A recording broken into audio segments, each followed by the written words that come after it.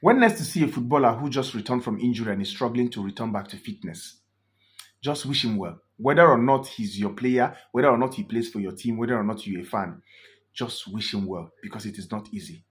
For those of you who do not know, that is what it looks like when a footballer ruptures his Achilles tendon.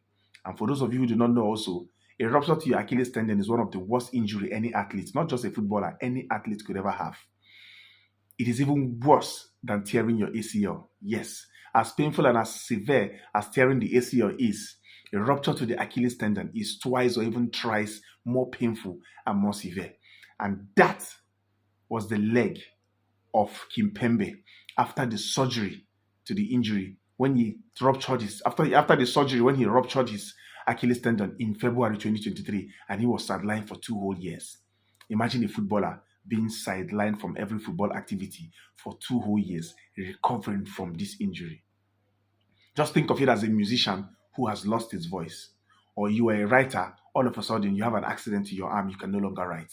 Or you are a pianist and you lose your fingers, or you're a sprinter and you lose your legs. Just imagine how they feel. So when next you see a footballer who has recovered from injury and is struggling to return back to fitness, whether or not he's your player, whether or not you are a fan, just wish him well because it is not easy. This injury kept Kimpembe. We all know Kimpembe, a top class defender, top mentality, very great defender, one of the best defenders the French football has ever seen. Spent 20 years with PSG.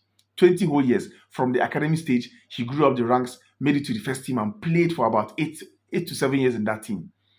And because of this injury, he was sidelined for 2 years. In fact, because of this injury, because he struggled to return back to fitness, I think PSG has to terminate his contract.